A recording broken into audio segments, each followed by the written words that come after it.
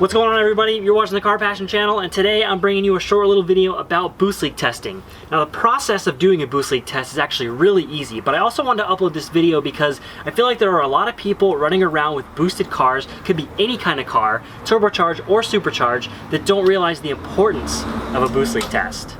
A boost leak can lead to poor compressor efficiency, underboosting, which means loss of power, and extremely slow spool up. It's about the smartest turbocharger I know, so I trust him. What I'm going to be using in this video is just basic hand tools to take the intake apart, a piece of hose, a boost leak tester, which can be had for about 30 bucks from siliconeintakes.com, and a bicycle pump. You can also use an air compressor, which is a better option because if you have a big enough boost leak, you're not going to be able to find it with a bicycle pump. These boost leak testers come in all different diameters, so you want to figure out what part of your intake you're going to install it in before ordering one. For my system in particular, I'm going to be placing the tester right at the mouth of the turbo.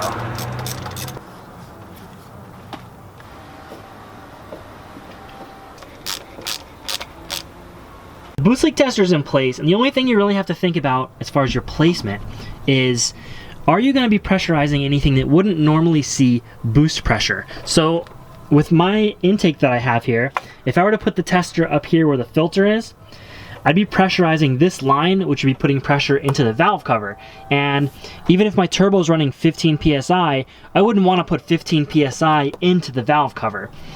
With my setup right here, I'm not going to be pressurizing anything that wouldn't normally see boost pressure, so I can actually raise the pressure quite a bit. My first test is going to be with the bicycle pump here. Again, a compressor would be better. If you're using a compressor, watch your pressure really closely. You don't want to go putting 30 PSI into your intake system, like I said, if it hooks up to the valve cover or something like that. Usually it doesn't take more than 5 PSI or so to find a boost leak.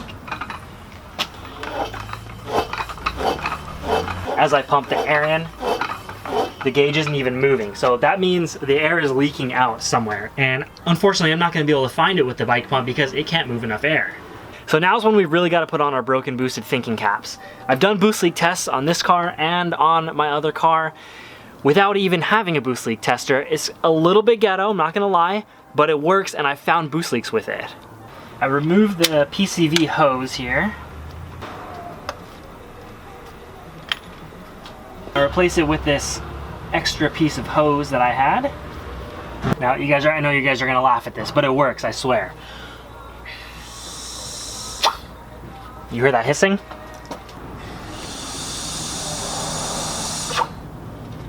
First of all, check out the gauge when I do this. I can actually get 2 or 3 PSI just by blowing through that hose. And you can hear the hissing, so there's definitely a boost leak at only 2 PSI. When the turbo's trying to spool up, it's just pushing all that air right out of that leak, and it has to work extra hard to hit your target boost. This is where the bootleg method kind of turns into a 2-person job. One person to blow into the hose and the other person to listen for the leak, but there's only so many connections in my intercooler piping, so I'm just gonna tighten them coupler by coupler, and I think I'll be able to fix it. That's also one thing to watch out for with the eBay T-bolt clamps, is they don't clamp the couplers very well at all. When I first got broken boosted set up, I cranked my boost controller up as high as it could go, and it would not go past 4 PSI. So if you're having some kind of issue like that, check for boost leaks.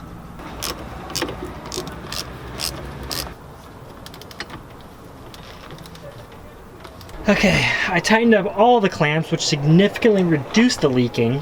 There was still a leak, and it was the boost leak tester itself. The valve was leaking, so never rule anything out. I put the cap on the boost leak tester so it won't leak anymore. I've still got a tiny leak I'm trying to track down, but it's definitely significantly better than it was. Another thing you're gonna want that's gonna help you with this test is soapy water.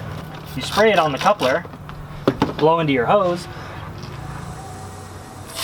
and would you look at that? I found myself a boost leak. Okay, I fixed that leak. But as you can hear, there are still more. Hey dude. Are you good? You look like you're dead.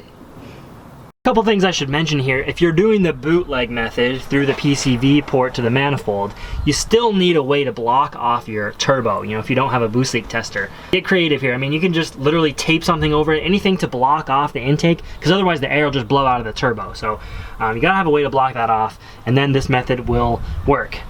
Another thing that a lot of people get confused is, if I were to have a leak somewhere up here before the compressor, that is not a boost leak. It's not going to affect your performance. You might get dirt in your turbo and your motor if you have a leak here or something, but it's not going to affect the performance. It's only a boost leak if it happens after the compressor, after this coupler right here. Also, if you have a leak in your intercooler piping, it's not a vacuum leak, it's just a boost leak. A vacuum leak only can occur after the throttle body. So anywhere on the intake manifold, around the fuel injectors, that's all areas where you could have a vacuum leak. But if you do have a vacuum leak somewhere in the manifold, it is a boost leak.